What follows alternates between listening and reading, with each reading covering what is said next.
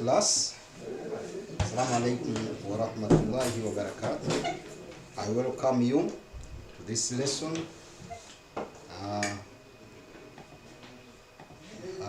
Before I start, I greet you. Good afternoon.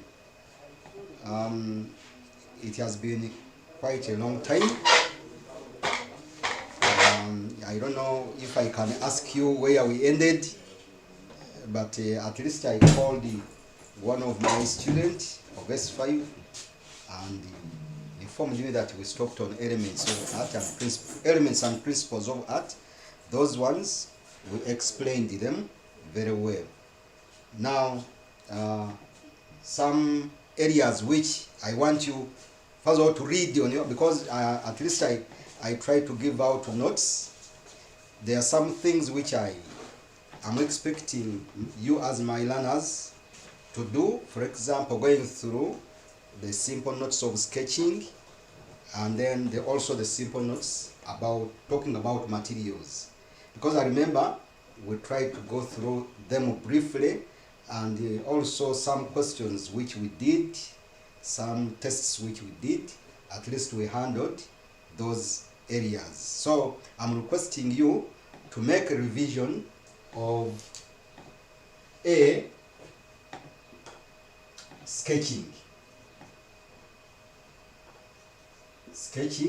and also B, materials,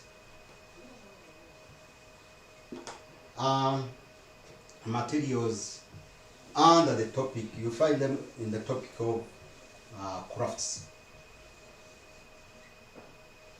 We find them in the topic of crafts. So I'm requesting you to go through those ones on your own, so that inshallah when we meet we shall be able again to go through or to update you with more knowledge about them. Now for today we are going to look at clay.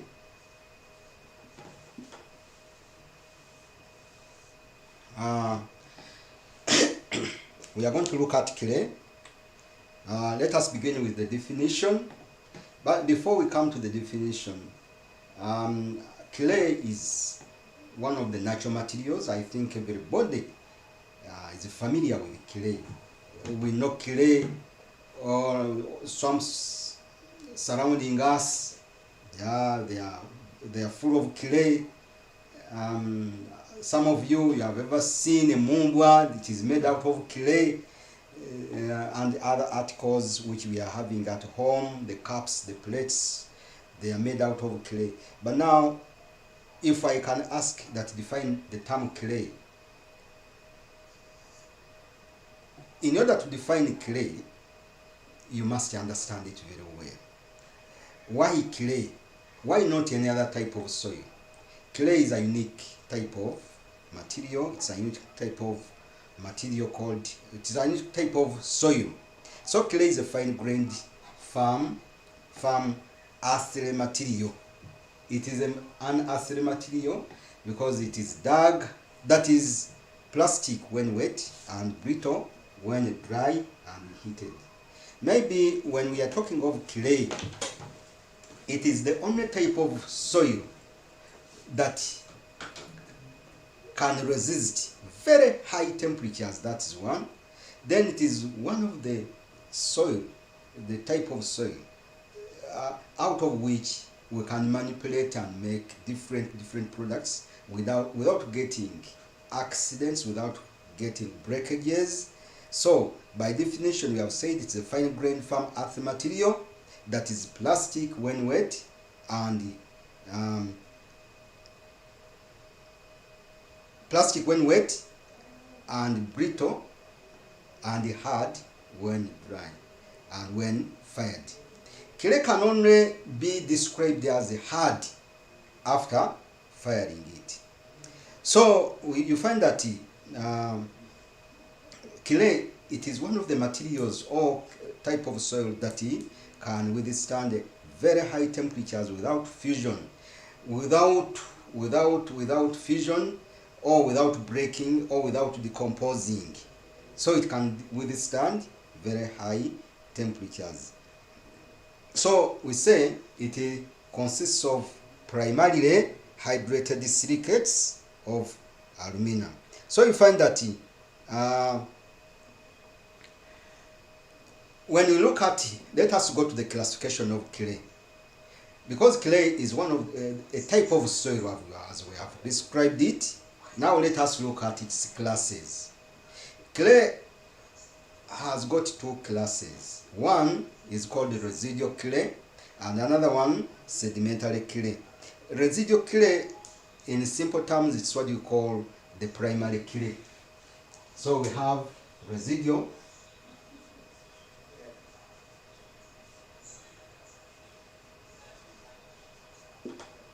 that is one. Two, sedimentary. Now residual, we say it is primary clay, and then sedimentary, it is secondary clay. Now, why is this one called the residual or primary clay? This is the type of clay, residual clay or primary clay, the clay that is found near its source or rock source. You see, clay is one of the type of soils got by breaking, by the process of breaking down rocks. So this type of clay is found from near the original rock source. That's why it is called primary. It is called primary because it is not contaminated. Some of the characteristics for this type of primary clay is that it has large particles. One, it is less. Second, it is less plastic. Plastic because it has not been broken down to very tiny particles. So it has big particles, and therefore it also has less impurities because it has not been contaminated. But this sedimentary clay, the second type of clay, this is the type of clay which has been transported from its rock source, from its original source, and taken and deposited to another place. For example, by the agents of erosion, wind, water, and air, when such occurs, that it moves with clay, and such clay is posted to another place, like in the swamps. Now, some of the characteristics of this type of clay, which is sedimentary, are one, they have very tiny particles because during the process of taking it down the swamps or to where the second place of depositing to its second home, then the particles are broken down. Therefore, it has very tiny particles. Two, it is more plastic. It is more plastic clay. Then three, it has a lot of impurities in them. Therefore, in preparing this type of clay, you find it with a lot of impurities because during the process of taking it there, it is taken with many other impurities.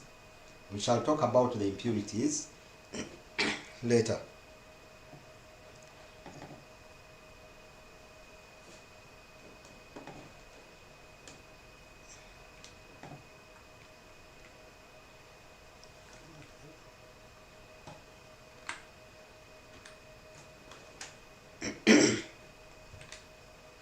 Now, what is the chemical composition of clay?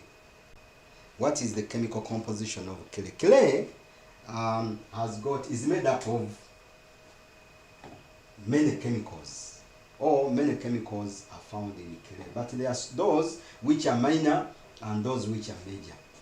Now, when you take a piece of clay, you take it to the lab, you'll find a type of soil called clay will be very rich in silicon. It will be very rich in aluminum. It will be very rich in magnesium, in potassium, and iron. So you find that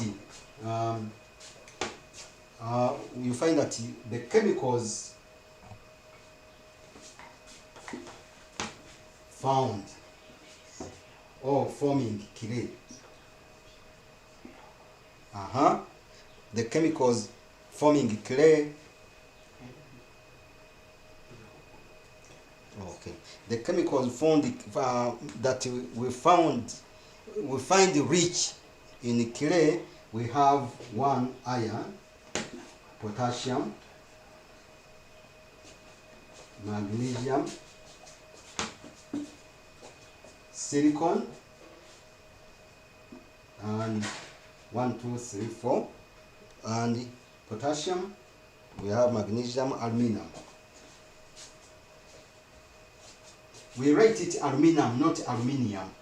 It is aluminum, N-U-M, not aluminium.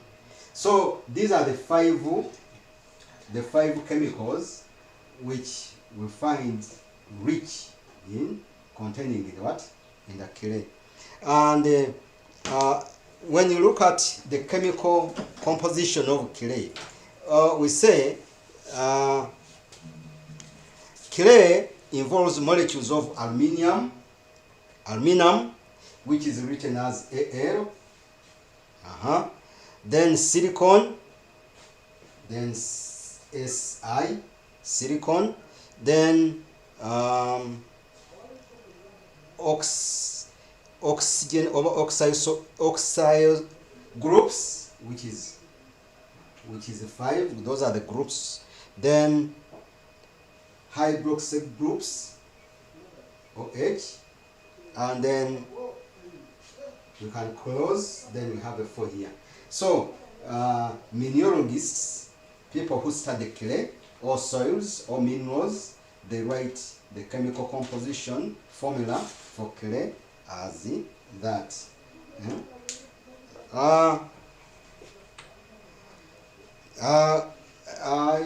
Everybody knows clay. Otherwise, I would have those who can see clay, the piece is there. Now, what are the possibilities or advantages of clay? The possibilities of clay, advantages of clay are the following. Why clay? What advantages does it have over other soils, over other materials? For example, if you compare stone as a material and clay, what are the advantages of clay over stones or any other material? Now they are the following. Clay is cheap to acquire. Cheap. It is a cheap material. Clay is a cheap material. It is cheap to acquire. Even if you are to buy it, it is not a very expensive material. Why? Because it is found around us. It's not found in distant areas. It is very common around us. Then 2, it can be recycled. Clay is one of the materials that can be recycled. But when we are recycling clay, it must be recycled before firing it. Otherwise, after firing, the clay becomes more, it is a permanent material. So you can recycle it. Therefore, for example, you have made your cup, you have made your pot, you can again break it, you recycle the clay. After taking the stud of it, you recycle and then you create another object out of the same clay. It does not require, it is not, clay, it is not expensive to process. Yeah? It is not expensive to process. Why? Because even a learner can process it, can prepare it without using any other tool. Just using your hands, you can process it. Therefore, it's not expensive along that line. Another advantage is that clay can be, we can make any we can model any article out of clay. Any article can be made out of clay. Many articles you know, cups, ranging from pots and whatever, can be made out of clay. So we can use it to model in what? In a shape.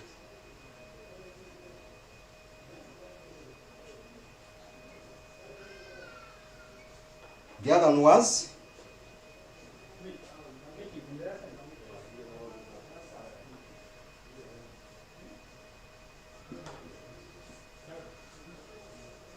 not expensive process. Then another advantage or possibility for clay. When working, it works with both additive and subtractive. These are processes, two methods of we use when we are modeling. So it can work with both methods. It can work with additive and subtractive. Both methods can be used. Both methods can be used, additive and subtractive. Another thing, advantage, easy to decorate. Very easy to decorate when working on it because you don't need any tool. You can decorate it without using any tool.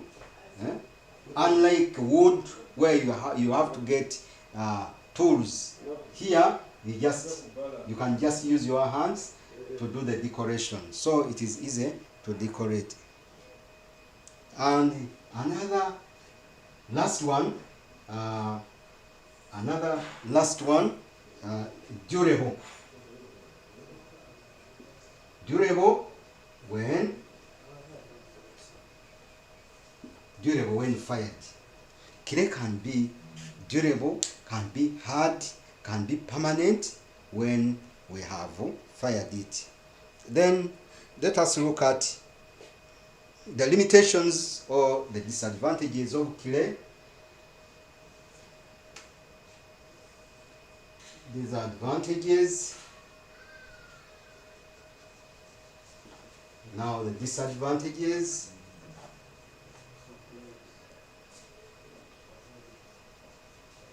Or the limitations of clay are the following.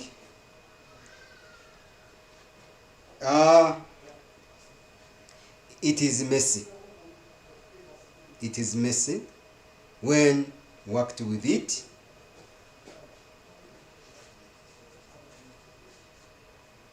It is messy. What does the word messy mean?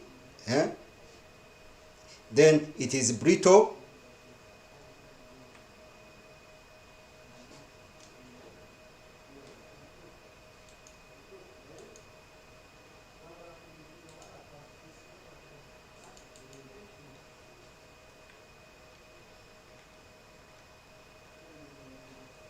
Sorry?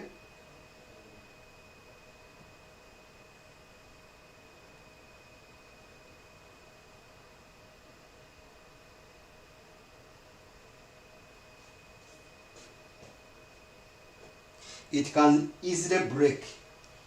Can easily break when not handled well. That is, the articles can easily break. Easily break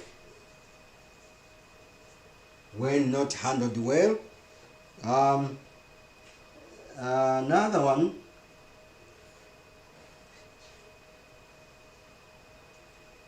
it cannot be recycled. Cannot be recycled. Not recycled. Cannot be easily recycled. Cannot be easily recycled after firing it. So that is one of the limitations why the clay has become very hard and it has become very hard. Then another disadvantage for clay, it cannot be used outdoor before firing it. Once you make your article in clay and you've placed it outdoor and it happens to rain, then the article will break down. So another disadvantage is that it cannot be kept outdoor, not kept outdoor, not kept outdoor. When still, when not fired, when not fired. That's the disadvantage, that you cannot neglect your artwork after making it and you leave it outdoor. It is another disadvantage we are seeing here, is that it can only be found in swamp areas. But that is a minor disadvantage, because even if it is only in the swamps, but already we have said that it is found everywhere, in most of the swamps. So where you have an uphill, again you have a swamp. So it is like that. So, but the disadvantage remains that it is only available in the swamps. Now let us go to the properties of clay.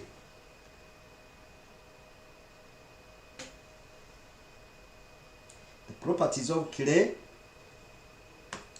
are 4. The properties of clay are only 4. What are they? Can you learners please tell me? Can you raise up your hand and tell me?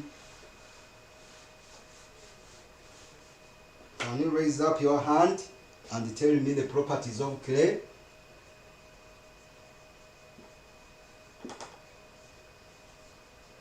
Properties of clay. The first one, plasticity. Plasticity. Then the second one, porosity. Then the third one, vitrification.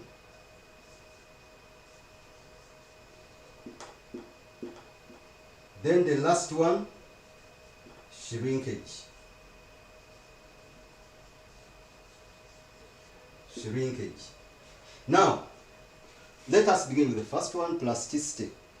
That this is a property or a character clay gets when it is mixed with water. It becomes plastic. When you mix it with water and you handle it, you turn it,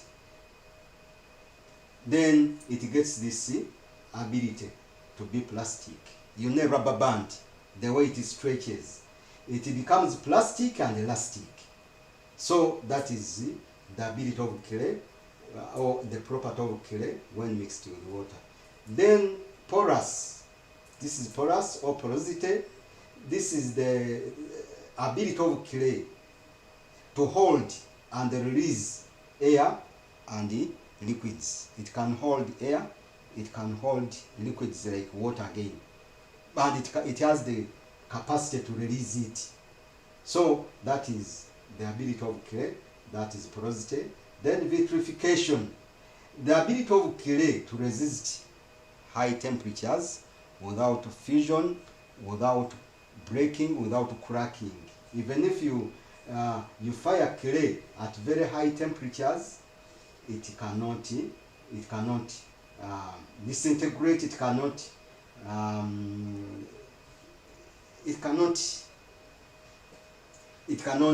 do what? It cannot. Okay, it cannot break down because it has the capacity. The more you fire it, the more stronger it becomes. Then shrinkage. This is the ability of clay to reduce in size. When you are modeling an article in clay, it starts when it is big, but as it keeps on drying, it reduces in size. That is shrinkage. So those are the 4 properties of clay. Now we come to the types of clay. Types of clay.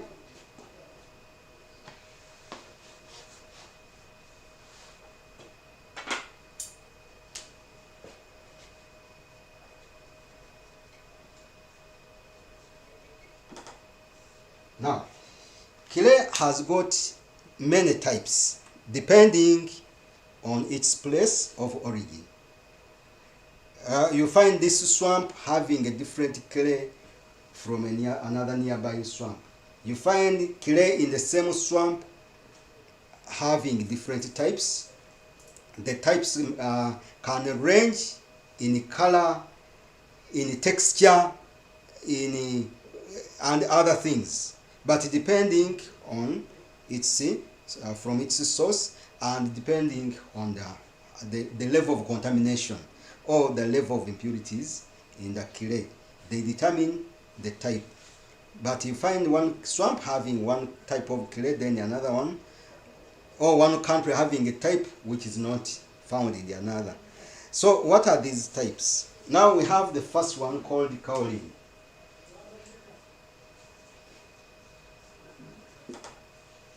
Kaolin, or sometimes it is called China.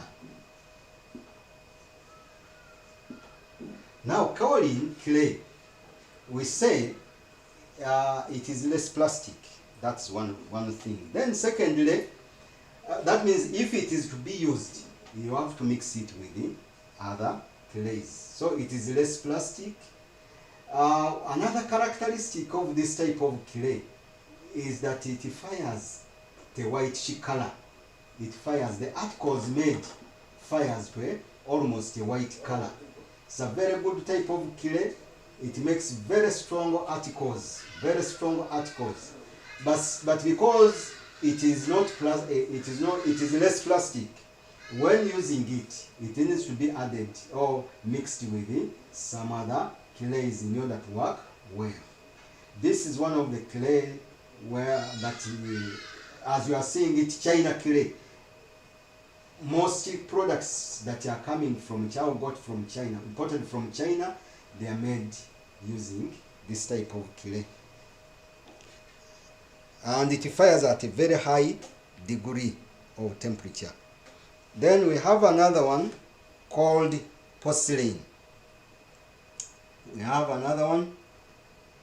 Porcelain clay. Now, this type of clay, porcelain,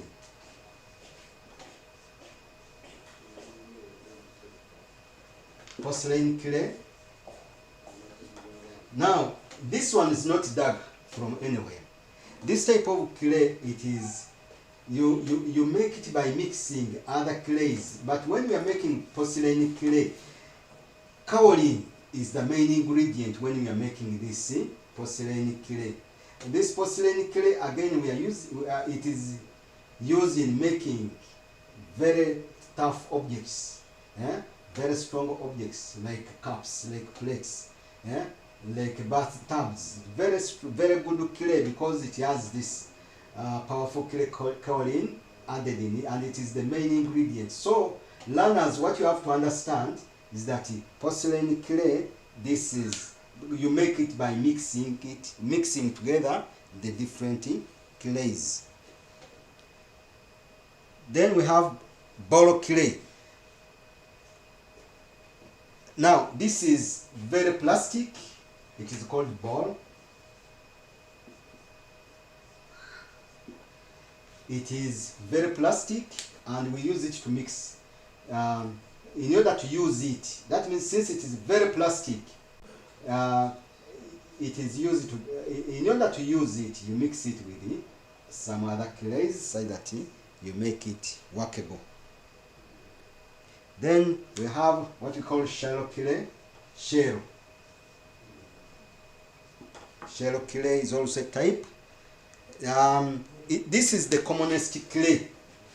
It is the communistic clay from the swamps around us. It is the communistic clay. This is the clay for most potters use for making pots, the local potters, then bricks, etc. This is the communistic clay. For it, even if you don't add in some other clays, you can use it alone because it is very good clay. When mixed with water, you can make it plastic to the level you want, and then you use it. Then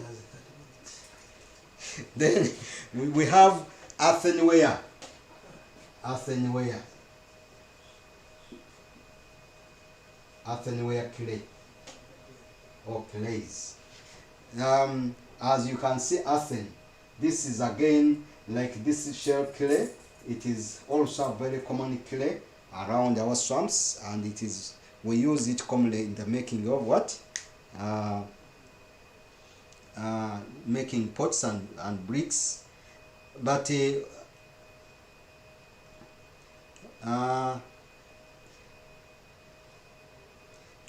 this is also a very good clay, earthenware. It is commonly used in the making of pots and bricks and whatever. Then we have another one, stoneware. Stoneware.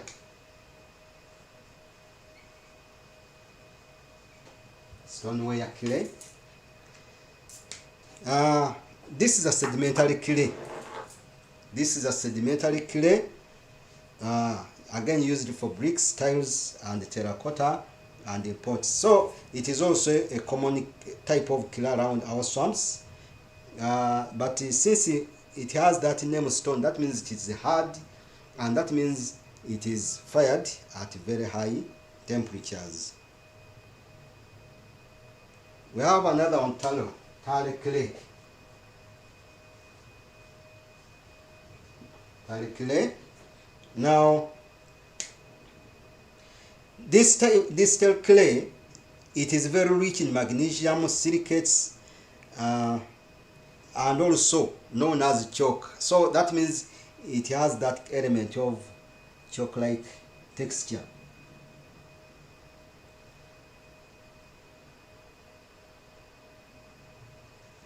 We have another one, fire clay.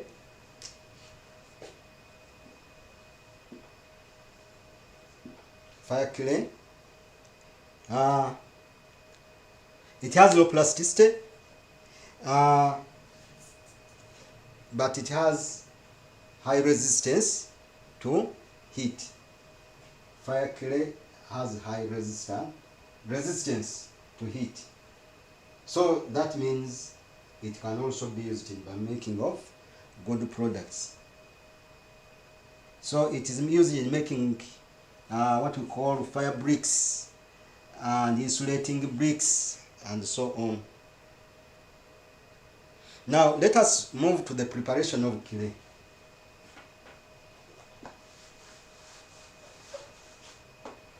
Preparation of clay.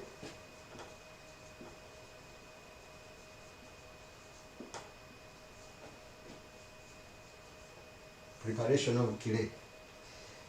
We have 4 methods. 4 methods for preparing clay. The first one, plastic.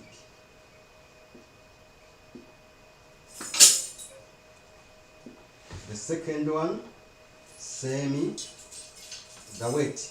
Let's call it the wet. The third, dry. Then the fourth, semi, dry. Plastic method, this is a method of preparing clay where the clay is manipulated using the moisture content available in the clay. So this is the common method used by bricklayers. The moment they dig clay, they push it up on the ground, and then they start stamping it with the feet, and then they make it ready. Or for the potter, you mine your clay from the source, like the swamp. When you reach home, start pressing it, start mixing it. However, when you find that this clay you are trying to mix it and it is hard, some water is added. Some water is added, you regulate, or you only add a little water and you continue mixing it, making it ready, and making it ready for use. So that is the plastic method. But what is the process for preparing clay? So we are saying you dig the clay from its source, then sort out impurities,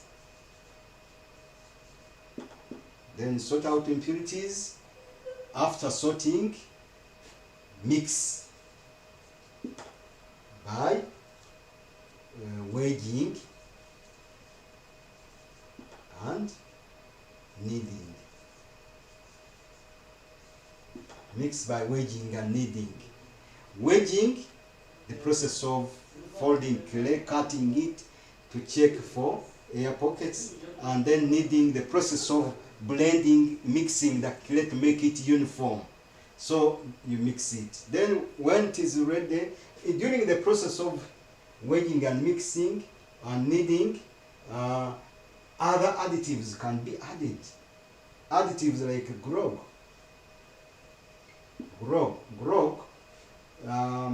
This is powder got from pounding a fine piece of clay. What you get is what we call grog. A fine piece of clay, that is called terracotta. Yeah? Crushing terracotta. Crushing terracotta, you get this grog. So you can blend it in your clay. Then after that, store in the airtight container, and you can store it for 2 to 3 days.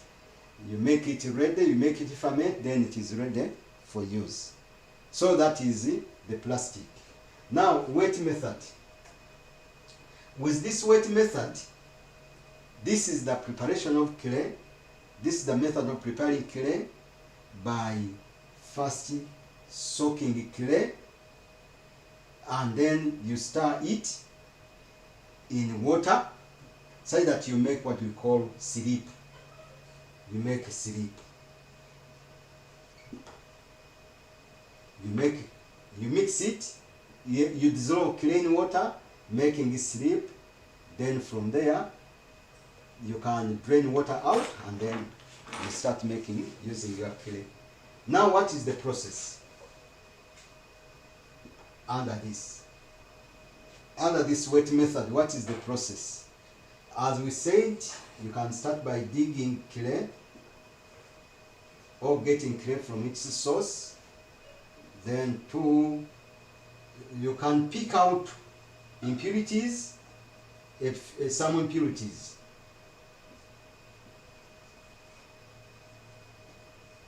Pick out impurities, then soak the clay in a container with water. Soak it with water, make sure it is submerged in water. Now, after a period of 2 to 3 days, the big particles will have dissolved in water, and from there, get a mixer. You can get a mixer, or you can get a stick, and then you start mixing the clay to form what we call slurry or syrup. Mix with a wooden stick to form syrup.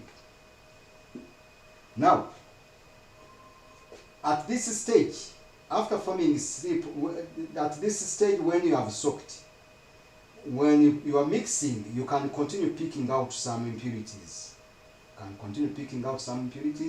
So you get syrup. Now, as we said on this one, other additives can be put, like adding grog, if you need it there. Adding grog in the clay. We explained what grog is. That is powder got by crushing terracotta, and terracotta, that is a fine piece of clay. So adding grog. Now, how do we drain water from this from this slip so that we start using our clay. Now prepare a block. Prepare a block using plaster of Paris.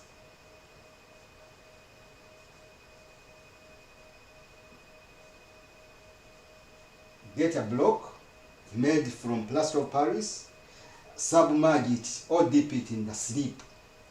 This plaster of Paris block will drain water from the slip. Once it has stopped sucking out water, you can dry it from. We can dry this block from under the sun, and then you place it back to drain out the remaining amount of water. Now, from there you can knead and wedge the clay. Knead and wedge the clay to make it more workable. You can now store it in a container or water, airtight container. Store it in airtight container. Store it. Okay. Store it in an airtight container. Why airtight container? It should not allow moisture to go. It has to keep moisture within. So that's why we keep it in airtight container, like a bucket with a lid or polythene. Then after a time you can start using your clay. What about the dry method? The dry method, this is a simple method whereby you get your clay, then spread it under the sun or spread it anywhere to dry, and from there crush it, and therefore that is the dry method. What is the process? As we began here, dig or pick the clay from its source. Pick clay from the source. Pick clay from the source. Sort out impurities. Sort out impurities.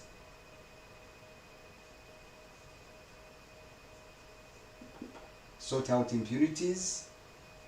Spread out clay to dry. Dry the clay.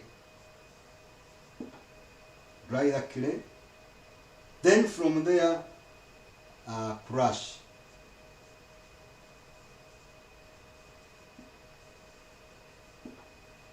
Then, how do we use this crushed clay? Because now we have powder. Crush and sieve it to fine powder. Now, you can now make products by pressing. Use pressing method when making products. For example, there must be a mold. You must have a mold. You place in your powder, and therefore press it hard so that you compact the product like a brick, like a tile, using pressure, and then you make an item. However, you can just put a little water, sprinkle a little water on that powder when using it, when making a product. The last one is semi-dry. Semi-dry, this is a long process also. It combines the dry and plastic method. Semi-dry method, this is a method of preparing clay by combining two methods, the plastic and the dry method. In other words, begin with the dry method as we saw it, whereby you pick the clay, sort out until you dry the clay, crush it, the clay, yeah, and then up to here. Now, after crushing the clay, now again we go back to the plastic method. Get this powder, we get this powder, add a little water, add a little water in this powder. Like this method, I'm comparing it to someone preparing posho, whereby you have your flour, maize flour or cassava flour, and you have prepared your water. So you get a little water, you pour it in the powder, and you start mixing it or preparing using a mingling stick. This time you are preparing it using your fingers, but that is the process. A little water is added in the powder, and then you start mixing by knead and wedge.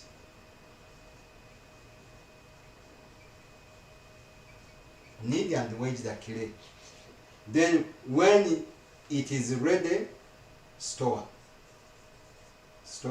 it in airtight container for 2 to 3 days. Let it ferment, and then it is ready to be used. So those are the 4 methods of preparing clay.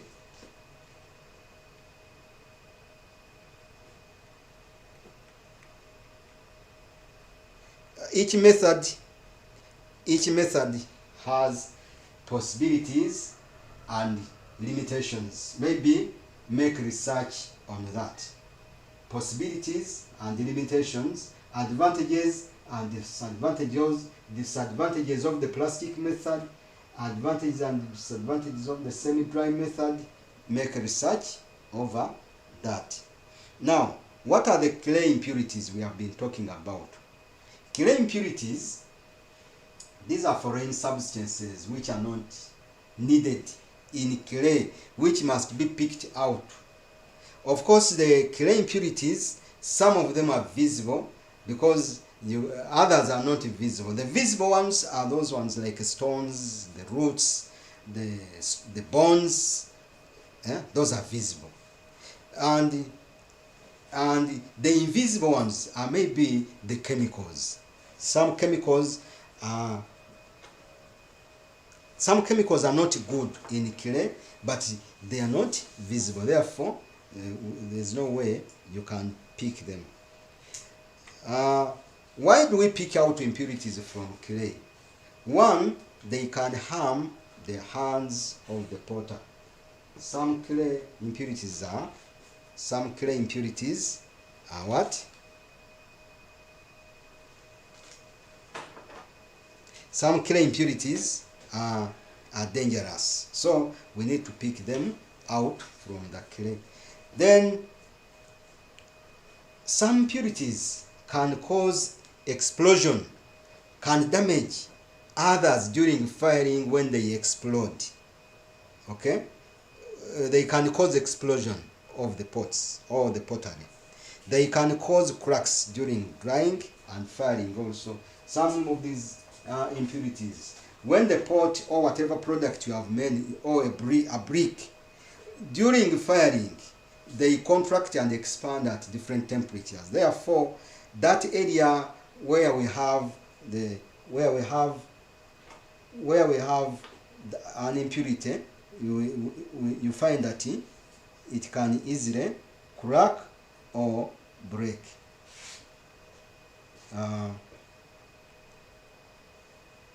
Then another reason why they burn at different firing temperatures. Then another one, the clay cannot be even.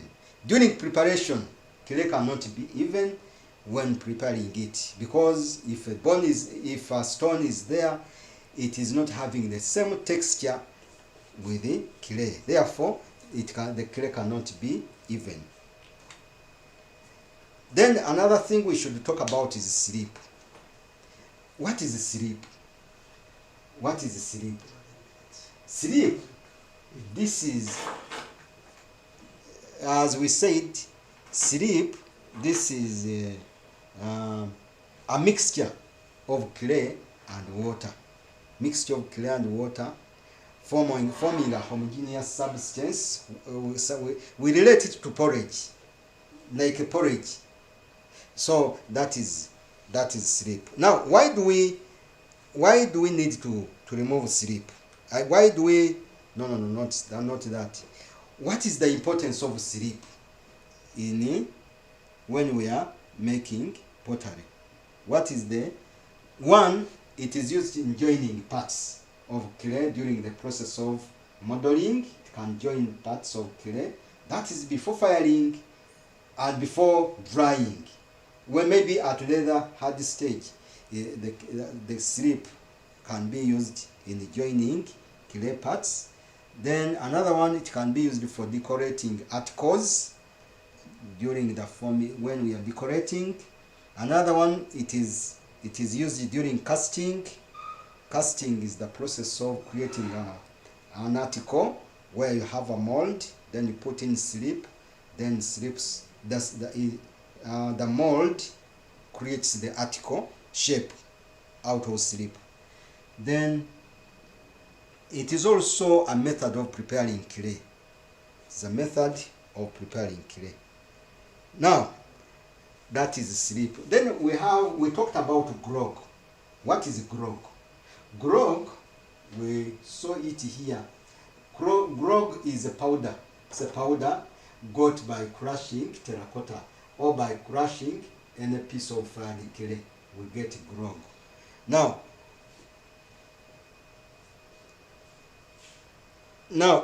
what are the advantages of grog?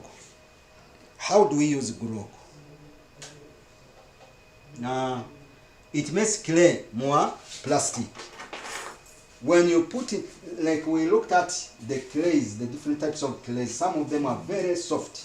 Now this grog is added in clay and it makes it more plastic.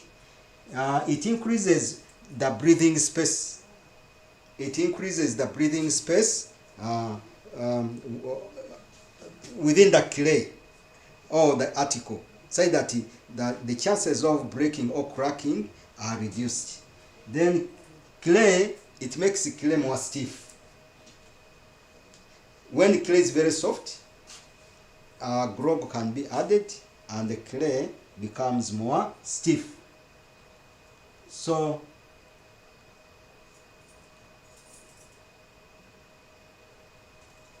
now with that, I think we come to the end of this lesson. So next time we shall be looking at ceramics. Thank you for attending.